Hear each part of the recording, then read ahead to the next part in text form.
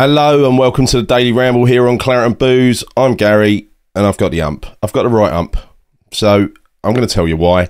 Anyway, look, we're going to start. There's a couple of things. It's been a really busy couple of days for West Ham in the media. West Ham saying nothing officially, but the media has been buzzing. The gossip engine across social media has been buzzing as well.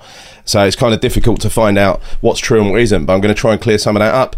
So, first of all, the idea that Moyes isn't stubborn. He's not stubborn. He's just a lovable rogue, the kind of guy who he just wants to get on with people. You know, he's misunderstood and he only wants what's best for the club. Well, yeah, I'll talk about that. And who's to blame and what's going to happen next? So I'm going to talk about that as well. The silence is deafening, isn't it? So, first of all, did David Moyes and Tim Steidten attend Emirates to watch Youssef Fofana together in unison, sharing high fives, maybe even sharing a hot dog? No. My information is they didn't. My information is they did attend, but they attended separately, in separate cars, arrived separately, left separately, and from what I've heard, Tim Steidten wasn't that happy afterwards. So anyway, look, again, that is just a source that's told me that, but a source that I trust, a reliable source. So they went to watch Fofana. Fofana got man of the match. He tore it up. He dominated Arsenal's midfield. He scored a goal. He did everything that he could have done on what was a scouting mission. Now, I don't know what you expect from a scouting mission, but personally, I think what you go and look for is a player that can do all the things you need him to do. David Moyes doesn't fancy him. He doesn't fancy him. Fofana, the 24-year-old French international who's got it all, David Moyes doesn't fancy him. You know why he doesn't fancy him? That's right. It's because Tim Steidten recommended him. That's literally it. He doesn't care how good the player is. This could be Messi in his prime. Moyes would turn his nose up at him because that is what he does, right? And that is the game he is playing at the moment. Right, so, by the way, Brighton have put in a bid above the asking price, 35 million for Fofana. And, yeah, I'm sure Moyes knows better than Brighton because, after all, their talent spotting is rubbish, isn't it? So where are we now? News today says that Steidten is blocking the JWP, the World Press move. Well, I hope that's right because the price is going up and up to the point where it's just not value for money anymore, even if he is a decent player. The media are trying to say we're still interested in Maguire and we're going to go back with a higher than 20 million bid. I don't buy that. For a 30-year-old, why would we do that? Why would we do that? There are cheaper, far cheaper alternatives out there. But it's this thing about Moyes has insisted that he will only sign players with Premier League experience. And I'm going to tell you what he's up to with that little game later on, right? So, last couple of days, Moyes has had his buddies out there, all his friends out there in media land, and a lot of them share the same PR company, strangely enough, supporting him. Very critical of West Ham fans who, with a week to go till the season starts, are getting strangely uncomfortable at no new signings after losing their captain and their best player. Yeah, strange, isn't it? It's really unacceptable. They've been all over radio, YouTube, everything, and only today I was told to switch on TalkSport, and I lasted about 3 or 4 minutes. I couldn't do any more, honestly. It was Stuart Pearce talking to, what's his name? Jim White. The Sully's mate. So Stuart Pearce, in a nutshell, and I'm going to summarise this very quickly. He sort of said, 43 years since they've won a trophy, West Ham fans should be patient, plenty of transfer window left, Skamaka's still unproven, he showed flashes but nothing else, Moyes is letting it known in no uncertain terms that he is bemused by the transfer policy of the club because, in his words, he won the club's first trophy in 43 years. Now, I've already mentioned it twice. I've lost count the number of times I've read it and heard it over the last couple of days. Oh, we're gonna get sick of hearing that, honestly. And to quote some guy again on Talksport, I'm going to refer to Talksport a lot on here because there's been some. Actually, apart from Stuart Pearce, there's been some decent people on there lately. And there's one guy who said Moyes should have been fired straight after the final. Not wait for him to resign. He should have been fired because winning that trophy really proved nothing about his ability. It was off the back of a very, very terrible league season. He said, go back to Chelsea when they had Avram Grant and he nearly won the Champions League.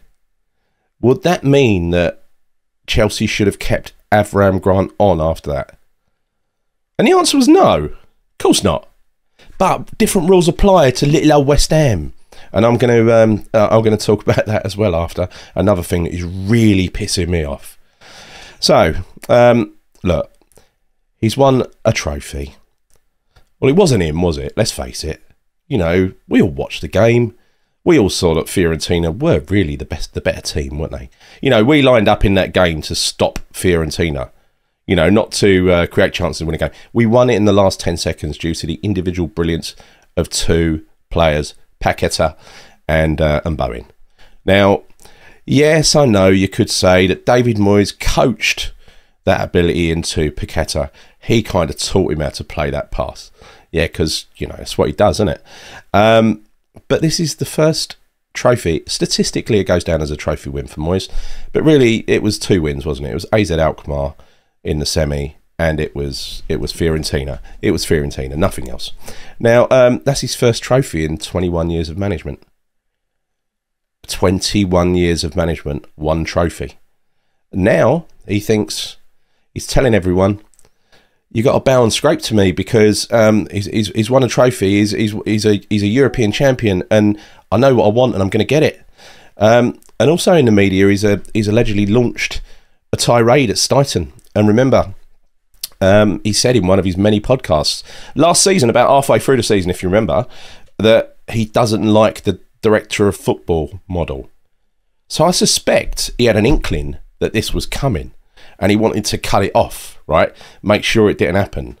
And because if you remember, midway through last season, we were struggling, really struggling in the league. And a lot of the new signings, the vast majority of them were looking a bit crap, right?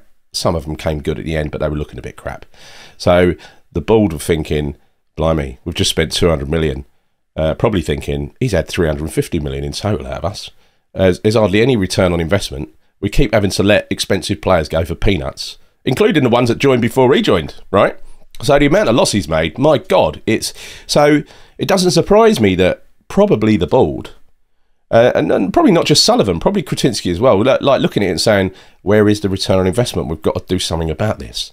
Because there might be 1 or 2 diamonds that come out of it, like Paqueta, for instance, but that was touch and go, wasn't it? Because it wasn't until the World Cup. Thank God there was a World Cup, because if there wasn't, he never would have learned how to play him, how to use him. Anyway, he hates the director of football model. He made it clear. And that was a perfectly timed sort of interview when the chips were down, and he wanted to basically tell everybody that he was the dog's bollocks and he didn't need anybody working above him. So, and also to show you the kind of man he is, and this is a way bigger example.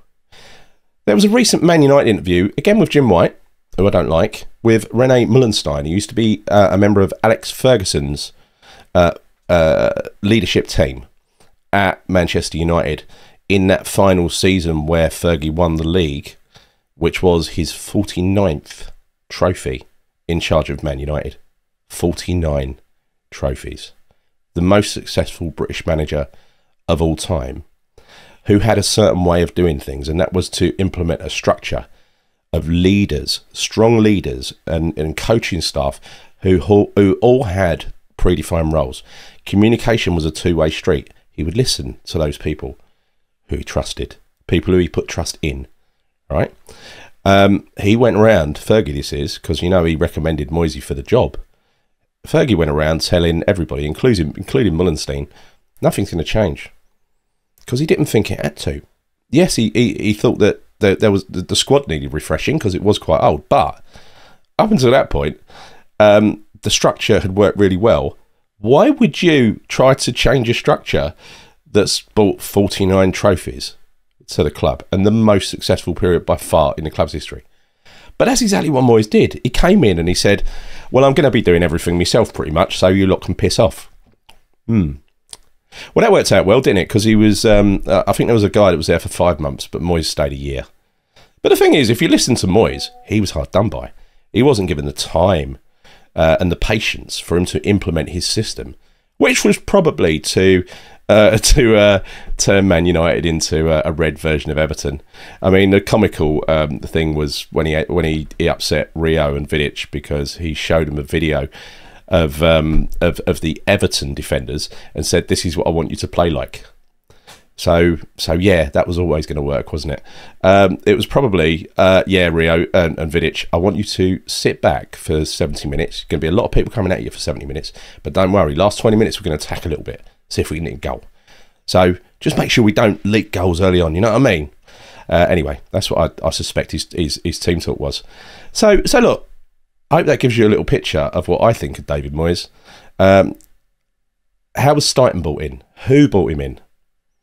Big topic. Me and Nick and John were really sceptical about this. We thought it might have been other powers, right? External powers. No, apparently it was Sullivan after all. Now, whether it was Sullivan who went out and found him, or he knew about him, and then he hired him, and he did the interview, that's unconfirmed, right? But the fact is, Sullivan hired him. That was the last thing. He's paying his salary. He's his manager. Now, were there certain people on the board, like Kretinsky, the majority shareholder, was he actually getting a bit twitchy because he'd invested a lot of money and he was worried about his investment? I mean, that's one theory. Another theory is Sullivan asked Kretinsky for a little bit of help in convincing this guy to come in. That's more plausible to me. Either way, you know, the Czech Sphinx, who's a mystery man, never gonna know whether he was involved or not because he don't tell anyone anything. He just he's a dark man of mystery. So look, where are we now? It looks like Steiten is able to put the kibosh on Moyes deals, and we're looking at some Steiten targets, including Fofana, if we're getting quickly enough and bid high enough, and the guy over at Ajax whose name escapes me, Alvarez. But Moyes is still insisting he wants to take a close interest in all transfer decisions, and I think we know what that means. You don't have to read between the lines; it's bloody obvious. From what I've just said, does it make? And you choose. Let me know in the comments. Does what I just said, does that make Moyes sound like a friendly hippie who just wants to spread peace and love, or a stone cold emotionless shell who's got an ego the size of Europe? I mean, you decide. Let me know in the comments. So Sully's caught between two egos, right? Because you can't be a director of football, stroke technical director of a big club without having an ego, without having a personality, without having a presence and being able to convince people and take them with you. That is Tim Steiten's job, right? So Sully's probably getting that in one ear, right? He's also obviously getting a load of crap from Moyes in the other ear. Now, at the beginning of the season, and again, I'm going back to address something that me and Nick discussed, because this might not be true, right? We're blaming Sully, saying, why did you set this organisation up like this? With both of them reporting to you, it should have been Moyes reporting to Steiten. We all know that. What'd you do that for? Well, apparently, and again, this is allegedly the situation, right? I'll put it like that. Is that Sullivan tried to put the right model into place. He tried to get Moyes reporting to Steiten and Steiten reporting to him.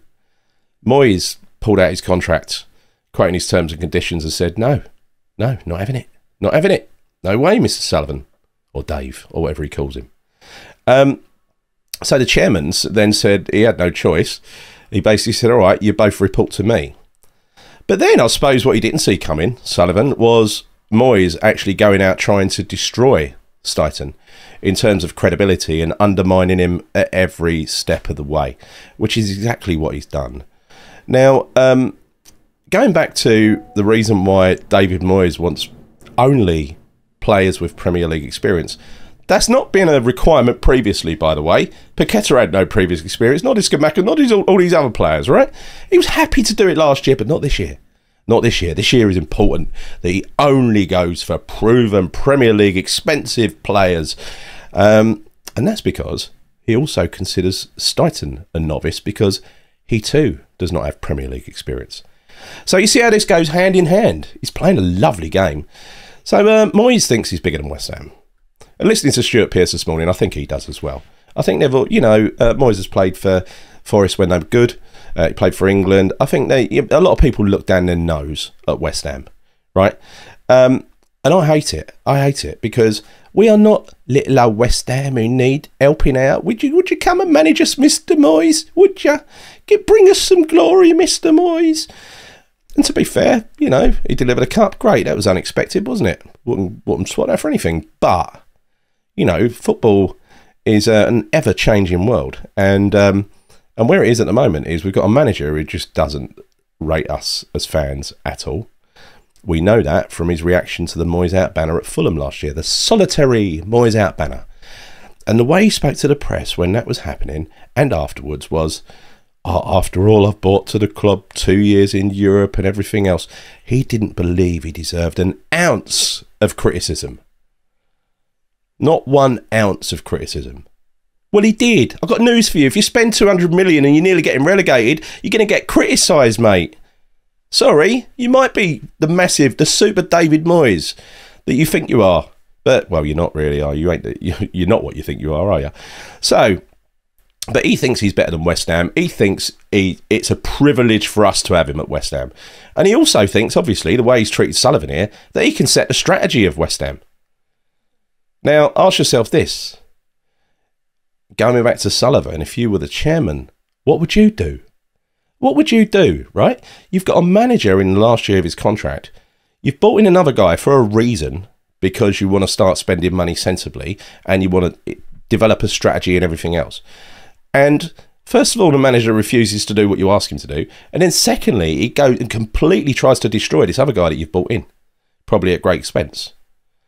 Now, it doesn't take too much imagination to believe that if you were in that position as a chairman and this was your club, you'd get rid of him, wouldn't you? He'd be out the door. He'd be out the door sharpish. And I think that's what this is going to come to. I don't think it's any coincidence that Sullivan's been putting in lowball bids for Moyes targets or not bringing in any additional coaching staff or anything else, right? It's not a coincidence. Clearly, Sullivan he's been angered by Moyes, but he doesn't know what to do about it. I think what he's scared of, he ain't scared of us because, look, 1 week to go for the season, not a peep out of the club officially. Yeah, they leak out to all their friends what the narrative that they want, but no official communication saying, look, I'm sorry for all this mess. I'm sorry we're taking so long on the transfer window. This is what we intend to do over the next couple of weeks. Bear with us. We're trying to get it right. No, nothing. So he doesn't really care what we think, Sullivan. But he does care what the media thinks. And Moyes has a lot of friends in the media, as we've seen over the last couple of days. And I suspect he can make life very uncomfortable for Sullivan. Now, I don't know. That's just my assumption of what he's got over Sullivan. I'm guessing. It could be something else. I don't know. Or it could just be lackluster, weak leadership. But either way, as the chairman, and you can tell the way I'm delivering this, I think Sullivan is actually pulling his hair out. I don't think he should be, because he can just take a decision and make the problem go away, like we all would. But I do think he's particularly weak and doesn't know what decision to make. Doesn't know whether to trust the new guy or trust this other guy who's brought the first trophy in 43 years to West Ham. Right, but hopefully Moyes is not long for this world at West Ham, and he moves on very soon. Now, the next manager that comes in, very quickly, right, before I finish, I just want to say, there are managers we've had in recent years who have got us, the fans. And I'll give you 3 examples. Pardew.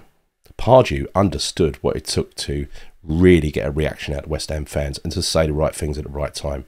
I was in I think an AGM or something where he spoke, and the guy was uplifting. He was natural at that stuff. So you can see why the team performed for that period of time so well under him, right? Zola. Now, Zola nearly got us relegated, but everyone loves Zola. Nobody had a bad word to say about Zola, did they? Even if we got relegated, we probably would have done it with a smile on our face. Such a lovely bloke. But finally, Bilic. Right, Bilic. Slaven Bilic knew what made the West Ham fans tick, and he played into that. And they are 3 people who were honoured to be the West Ham United manager, respected the fans, respected the history of the club, didn't look at us as some fucking damaged two-bob little outfit, because, news for you, Moyes, we ain't. We're a fucking big club with a load of fans. We might not have won very much, but that's what we are. Treat us like it. Give us some respect. You're nothing, mate. So, anyway, that is it. That is me from the Daily Ramble. Please let something happen soon. I can't cope, and I'm sure you're suffering the same thing. I can't cope with being in limbo like this. Something has got to give. See you soon. Come on, you irons.